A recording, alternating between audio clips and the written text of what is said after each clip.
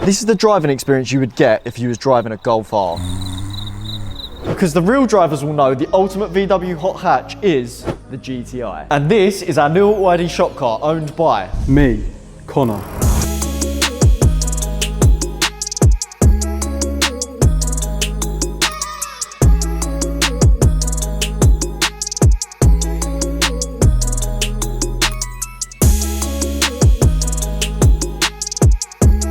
This is not an ordinary GTI. This is a performance pack, meaning it has bigger brakes that say GTI. It's got red GTI badges instead of the standard silver. The engine has a whopping 15 more horsepower. But the main party piece on the performance pack is the limited slip diff compared to the open diff in the regular GTI. If I spin this wheel, both front wheels are spinning. If this was a regular GTI, only the one wheel would be spinning. There's something even more secret about this super secret GTI, and that's the fact that this car is actually a Japanese import. I have no idea why Connor actually bought a Japanese import though. And I'm going to tell you why I bought a Japanese import. To start, they're always immaculate. They don't salt the roads in Japan, they use water sprinklers, so there's no rust underneath the car. It's got better spec than most UK cars. It's got the upgraded infotainment screen, it's got keyless stop start, it's got the performance interior upgrade, and it's got every bit of driver assistance. The only thing it doesn't have is a pan roof and heated seats. Not just that, it's got a few extras. It's got 2 useless back doors, this horrible looking rear spoiler, and one thing that just tops all of this off. Hold up. Like, Connor, what the f are these floor mats, bro? If you've watched any of the AUTOID videos before, you'll know that we build a lot of BMWs and some very high-end cars. We appreciate that they are stupid money, so we wanted to bring you something a little bit more affordable, and we know everyone loves a GTI. So over the next few months, we're going to be giving this car the AUTOID touch. The rear window's got this sticker that says, imported by Volkswagen Japan. Can you show me why you bought a Japanese import right now, Connor? Come on then, let's get it on the ramp. Nath, before I show you this, you've got to bear in mind that this car's on 50k miles. All right, come on then.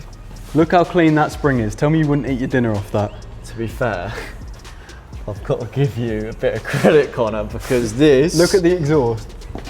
This looks absolutely immaculate underneath. It looks brand new, doesn't it? When he said he's bought a Japanese import, I was like, why on earth would you buy a Japanese import GTI? But now I get it. Bro, you're getting no car from the UK that looks like this underneath. Well, not unless it's brand new. Not unless it's brand new. But this is 50,000 miles, 8 years old now, and it still looks like this. Yeah, no, this is absolutely insane. The only thing I do kind of want to do is just get it under sealed to protect it from like the UK winter, but as a starting point. Do you know if they run, because obviously UK cars have like weather protection and stuff like that. Does this have the same as that, or do you not have a clue? I don't think they come from the factory with the same like level as weather protection, so I do kind of want to get it under sealed. Yeah, because otherwise this is going to look absolutely finished within a few months, especially over the winter. Yeah. We have actually had brand new G80 M3s that look a lot worse underneath than what this does. So the car actually came with this pretty horrible diffuser, front splitter and spoiler. So Kai, while it's up in the air, is going to work on getting the splitter off.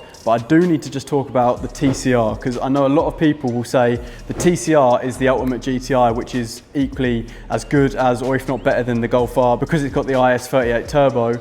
But value for money, this being a sub 20k car, in my opinion, it's a no-brainer picking this over the TCR. Another reason I chose a Japanese import, if I wanted this spec and this mileage on a UK car, I'd be easily looking at over 20k. I paid £17,100 for this car. Bargain. Which is an absolute bargain, I think. Talking about employees' cars, I think it's time we give you a little bit of an update on all the cars that people work at AUTOID are actually driving, because some of them are actually quite sick. Some of them are quite questionable. So Terim, what do you do here? I'm a warehouse operative. And what do you drive? A G20. Little Sam, what do you do here? I'm the warehouse kid. I'm the child of the group. What do you drive? A BMW 218i F22. Tell them what it is though. It's not just that. It's a. Huh? It's a. Oh, it's an M Sport. Ollie, what do you do here? I'm the warehouse manager and I drive a Clio Mark III. Sweet. Kai, this is Kai. What do you do here? I fit some parts. He's our fitter. What do you drive? I drive a 67 plate smart car. And? 67 plate smart car. And?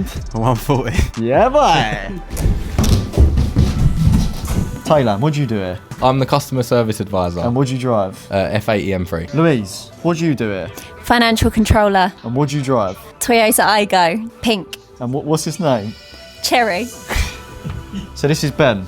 Hello. What do you do here? I am the business development manager here at AUTOID. And what do you drive? I've got a Range Rover Velar for the daily, an SQ5 and a couple of motorbikes as well. What motorbikes? Got a couple of R1s in the garage. Just a couple of R1s in the garage. Why is he on his knees for? So this is Big Sam. What do you do here, Big Sam? What do? I do a mixture of things, but my official title is COO. I drive a BMW M135 F70. And it's for sale if anyone wants to buy it. It is for sale. What are you getting next? Well, I've got a dog now, so I need to. You've seen the dog already? They've seen the dog. They've Yeah. seen the dog. They've seen the dog. I need to get something a bit more practical, so I'm going to get an X1. Oi, X135i though. Right, this is Jack, who's currently working from home at the moment. Say it. No, mate, hold up. This is what happens when he works from home. Hi. How was your time? Yeah, good, right? Yeah, I'm filming a YouTube video, but I'm on the phone. Hello. Hello, are you back? Start that again. So Jack, what do you actually do here? I'm the managing director of what I do. And what cars do you drive? Currently, my daily is a X3M. Very nice. What else do you have? Because I know you've got a whole booklet. So 700 brake G87 M2, 992 GT3, a F87 M2. Yeah, so not a lot then. No, but I've just got the essentials. Yeah, all right, nice one. Cheers for that, Jack. Cheers. Cheers, mate. Bye, bye. I'm the creative director for AUTOID, and I've got an F82 M4, which I daily, which is just here at the moment. Behind you, a G90 M5, and my favourite car that's not with us at the moment, an E36 drift car in Techno Violet. Back to the GTI. This, look at it. That is absolutely terrible. We're going to get all of the current styling stuff ripped off, front splitters taken off, diffuser and that spoiler, and over the next few months you're going to see us make quite a few videos building this car into something special. The car's going to get full body kit, it's going to get new wheels, suspension, everything just to make this car look how it actually should. And the first thing we're going to be fixing is this absolutely terrible arch gap. We're going to be buying the cheapest lowering springs available on the market that you can get. They're probably going to be absolutely shocking, but we're going to test them on the car and see how they actually are. And they were only £80 for the full set from eBay. But shh, don't tell Jack. Right, it is time to get this spoiler removed. Kai's currently trying to remove this middle piece, which then should give us access to remove these end pieces on their own. But this is going to be our problem. There is so much bonding holding these end bits on. We've got our fingers crossed that it don't peel up the paint. Right, that's the easy part done. We've got the centerpiece off and now the GTI looks like a cat. But the hard part is going to be getting these corner pieces off with all of that bonding. First step, heat up the bonding to try and make it a little bit easier to peel off. Right, after fighting that for about half an hour, Kai has got one side off. Look how much bonding is on that spoiler. Whoever fitted this should actually go prison because that is a criminal offence. Kai has been grafting. The toffee wheel is out and the boot is looking clean. Can't say the same for my side though, it's still covered in bonding. Right, we're gonna polish it just to see how well it comes out on this side, but it's looking good. That is one side all done, and considering that there was just 4 tons of bonding on here, that is looking fresh. There's one little chip here to the paint, but we're going to cover that up with a touch-up pen, and then this will get a new spoiler, so you're not actually going to see that, but this is looking fresh. Kai's been working away on this side, and it's so nearly done, just polishing it up. You would never have guessed all of these tools would be needed to get a spoiler off of a Golf. And just like that, the spoiler is all removed and the rear end is looking a bit more stock. But don't worry, because there will be a new spoiler going on this Golf very soon. Right, we are now going to take the GTI for a quick little drive, just to give you my thoughts on how this car actually drives standard before we give it the AUTOID touch. Straight off the bat, what I do want to say is I love the interior and the tech in this car.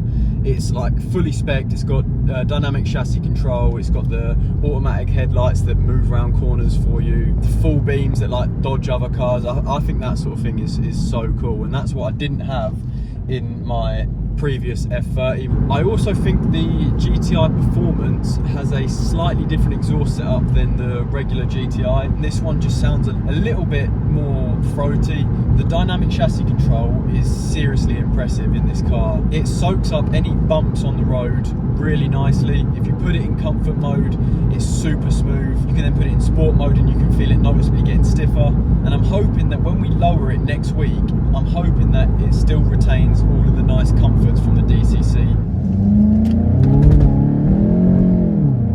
A little bit of spin. I think that bit of spin spin was more due to the road surface being wet and the fact that these tyres that are on this car aren't great. It could do with a set of Michelins or something better than whatever's on this now. I think they're pretty budget.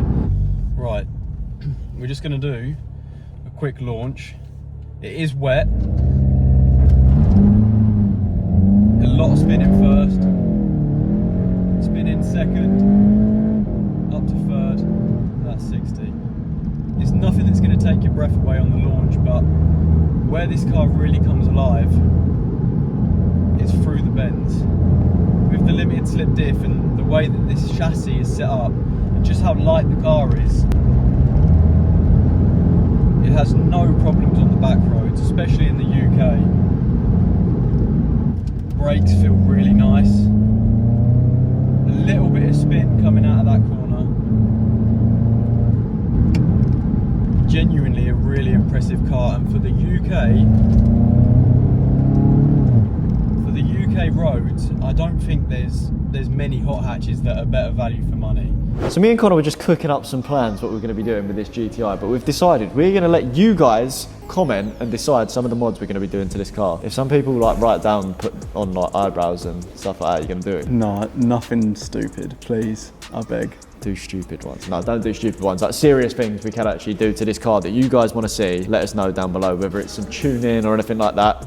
Let us know. And on that note, Nath's left me in charge of filming the outro, but you might be wondering, who is that guy? Where's your beard gone? Don't worry, it's still me. I've just shaved a moustache from Movember. But as always, thank you guys so much for watching. If you have enjoyed this video, make sure you like and subscribe. And if you look at your car and think, that could do with some modifications, make sure you head to our website, use the Shop by Car feature and find your car. And make sure you use code YouTube5 for a nice little discount at checkout. Make sure you leave some comments with suggestions of what mods you want to see. But until the next video, we'll see you next Sunday.